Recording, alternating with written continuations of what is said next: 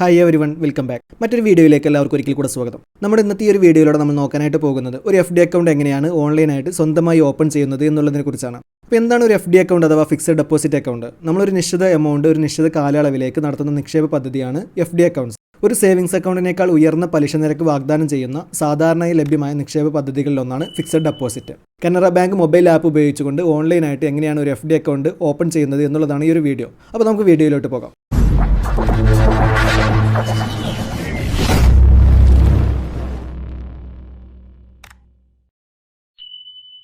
അപ്പോൾ നമ്മൾ ആദ്യം നമ്മുടെ ഫോണിൽ ഇൻസ്റ്റാൾ ചെയ്തിട്ടുള്ള കനറ ബാങ്ക് ആപ്പിൻ്റെ ഐക്കണിലൊന്ന് പ്രസ് ചെയ്തുകൊണ്ട് ആപ്പ് ഒന്ന് ഓപ്പൺ ചെയ്ത് കൊടുക്കുക. അപ്പോൾ ഓപ്പൺ ചെയ്യുന്ന സമയത്ത് നമുക്ക് ഇതുപോലെ ഒരു ഇൻ്റർഫേസ് ആയിരിക്കും വന്നിട്ടുണ്ടായിരിക്കുക. ഇവിടെ നമ്മുടെ ബയോമെട്രിക് അടയാളമോ അല്ലാന്നുണ്ടെങ്കിൽ നമ്മുടെ പിൻ നമ്പർ ആണോ കൊടുത്തുള്ളത് എന്നുണ്ടെങ്കിൽ നമ്മൾ അതൊന്നും നൽകിക്കൊണ്ട് നമ്മൾ ലോഗിൻ ചെയ്ത് കൊടുക്കുക. ലോഗിൻ ചെയ്യുന്ന സമയത്ത് നമുക്ക് ഇതുപോലെയുള്ള ഒരു ഹോം പേജ് ആയിരിക്കും വന്നിട്ടുണ്ടായിരിക്കുക. ഇവിടെ നിന്ന് നമ്മൾ താഴോട്ട് സ്ക്രോൾ ചെയ്ത് കൊടുക്കുക. ഇവിടെ താഴ്ഭാഗത്തായിട്ട് ഡെപ്പോസിറ്റ്സ് എന്നുള്ളൊരു സെക്ഷൻ നമുക്ക് കാണാം.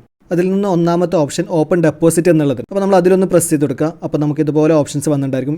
FD, RD, ടാക്സ് സേവർ എന്നിങ്ങനെയുള്ള ഓപ്ഷൻസ് കാണാം. നമ്മളിവിടെ FD ആണ് ഓപ്പൺ ചെയ്യാനായിട്ട് പോകുന്നത്. അപ്പോൾ നമ്മളിതിൽ FD എന്നുള്ളതിലൊന്ന് പ്രസ് ചെയ്ത് കൊടുക്കുക. അപ്പോൾ നമുക്ക് ഇതുപോലെ ഒരു ഇൻ്റർഫേസിലോട്ട് വന്നിട്ടുണ്ടായിരിക്കും.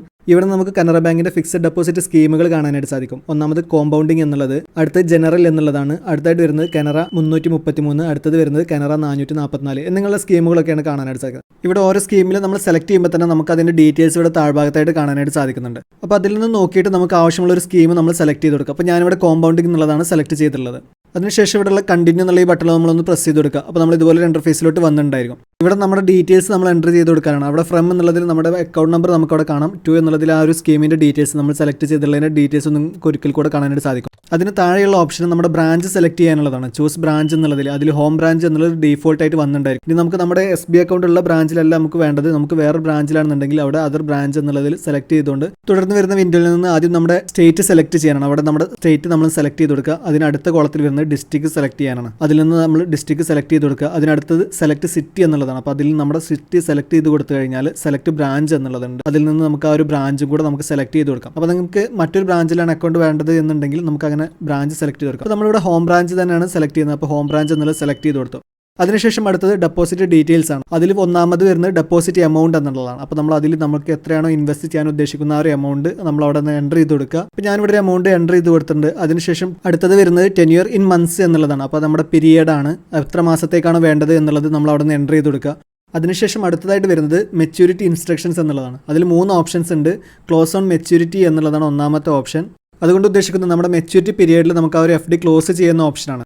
രണ്ടാമത്തെ ഓപ്ഷനിൽ വരുന്നത് റിന്യൂ പ്രിൻസിപ്പൽ ആൻഡ് ഇൻട്രസ്റ്റ് എന്നുള്ളതാണ്. അപ്പോൾ നമ്മുടെ മെച്യൂരിറ്റി പീരിയഡിൽ ഓട്ടോമാറ്റിക്കായിട്ട് നമുക്ക് അത് റിന്യൂ ചെയ്യുന്നതിന് വേണ്ടി ഈ ഒരു ഓപ്ഷൻ സെലക്ട് ചെയ്യാവുന്നതാണ്. അടുത്ത ഓപ്ഷൻ വരുന്നത് renew principal and pay out interest എന്നുള്ളതാണ്. ഈ ഓപ്ഷനിൽ നമ്മുടെ പ്രിൻസിപ്പൽ എമൗണ്ട് നമ്മൾ ഡെപ്പോസിറ്റ് ചെയ്യുന്ന ആ ഒരു പ്രിൻസിപ്പൽ എമൗണ്ട് വീണ്ടും റിന്യൂ ചെയ്യും. അതിൻ്റെ ഇൻട്രസ്റ്റ് നമുക്ക് അപ്പോൾ ലഭിക്കുകയും ചെയ്യും. ഇതിൽ നിന്ന് നമ്മളൊരു ഓപ്ഷൻ തിരഞ്ഞെടുക്കണം. അപ്പോൾ ഞാനിവിടെ ഒന്നാമത്തെ ഓപ്ഷനാണ് സെലക്ട് ചെയ്യുന്നത്. അപ്പോൾ അതിനുശേഷം അടുത്ത് വരുന്നത് പേ ഔട്ട് അക്കൗണ്ട് എന്നുള്ളതാണ്.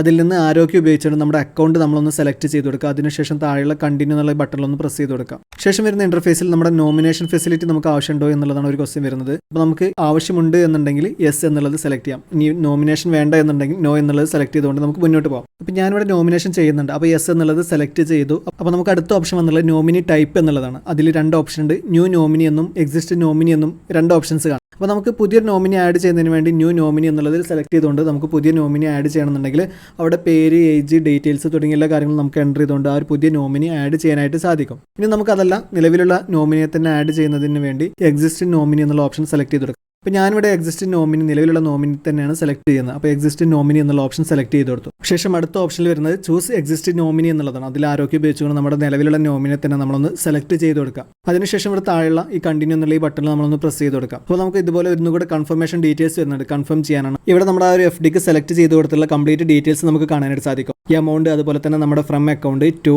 അതുപോലെ നമ്മുടെ പീരിയഡ്, അതുപോലെ നമ്മുടെ ഓപ്ഷൻ നമ്മൾ എന്താണോ സെലക്ട് ചെയ്തിട്ടുണ്ടായിരുന്നത് മെച്യൂരിറ്റി ഓപ്ഷൻ, അതുപോലെ നമ്മുടെ മെച്യൂരിറ്റി ഡേറ്റ്, ഇൻട്രസ്റ്റ് റേറ്റ്, നമ്മുടെ മെച്യൂരിറ്റിയിൽ നമുക്ക് കിട്ടുന്ന എമൗണ്ട്, അതുപോലെ നമ്മുടെ നോമിനേഷൻ ഡീറ്റെയിൽസ് തുടങ്ങിയ എല്ലാ ഡീറ്റെയിൽസും നമുക്ക് അവിടുന്ന് കാണാനായിട്ട് സാധിക്കും. ഇവിടെയുള്ള ഡീറ്റെയിൽസ് എല്ലാം നമ്മൾ കറക്റ്റ് ആണെന്ന് ഉറപ്പ് വരുത്തിയതിന് ശേഷം ഇവിടെ താഴെയുള്ള കൺഫേം എന്നുള്ള ഈ ബട്ടൺ ഒന്ന് പ്രസ് ചെയ്ത് കൊടുക്കുക. അതിനുശേഷം നമ്മൾ ഇതുപോലെ ഒരു ഇൻ്റർഫേസിലോട്ടായിരിക്കും വന്നിട്ടുണ്ടായിരിക്കുക. ഇവിടെ നമ്മുടെ MPIN എൻ്റർ ചെയ്ത് കൊടുക്കുകയാണ്. അപ്പോൾ നമ്മൾ ക്രിയേറ്റ് ചെയ്ത് കൊടുത്തിട്ടുണ്ടായിരുന്ന ആ ഒരു 6 MPIN നമ്മളിവിടെ എൻ്റർ ചെയ്ത് കൊടുക്കുക. അതിനുശേഷം ഇവിടെ താഴെയുള്ള ഈ ടിക്ക് മാർക്കിലൊന്ന് എൻ്റർ ചെയ്ത് കൊടുക്കുക. അപ്പോൾ ഇതോടുകൂടി നമ്മുടെ FD അക്കൗണ്ട് നമ്മൾ സക്സസ്ഫുൾ ആയിട്ട് ക്രിയേറ്റ് ചെയ്ത് കഴിഞ്ഞിട്ടുണ്ട്.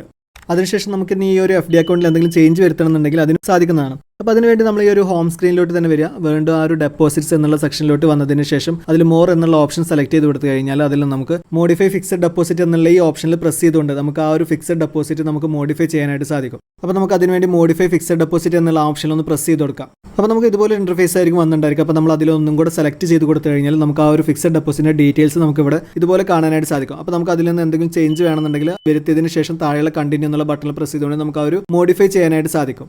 കനറ ബാങ്കിൽ ഓൺലൈൻ വഴി ഫിക്സഡ് ഡെപ്പോസിറ്റ് അക്കൗണ്ട് ഓപ്പൺ ചെയ്യുന്നതുമായി ബന്ധപ്പെട്ട ഈ ഒരു അപ്ഡേറ്റ് നിങ്ങൾക്ക് ഉപകാരപ്രദമായി എന്ന് കരുതുന്നു. വീഡിയോ ഇഷ്ടപ്പെട്ടാൽ ലൈക്ക് ചെയ്യുക. അതുപോലെ തന്നെ ഇത്തരം ഉപകാരപ്രദമായ കൂടുതൽ വീഡിയോകൾ നിങ്ങൾക്ക് ലഭിക്കുന്നതിന് വേണ്ടി ഈ ചാനൽ ഒന്ന് സബ്സ്ക്രൈബ് ചെയ്ത് ബെല്ലൈക്കൻ കൂടെ ഒന്ന് എനാബിൾ ചെയ്തു വെക്കുക. ഉപകാരപ്രദമായ മറ്റൊരു വീഡിയോയുമായി വീണ്ടും വരാം.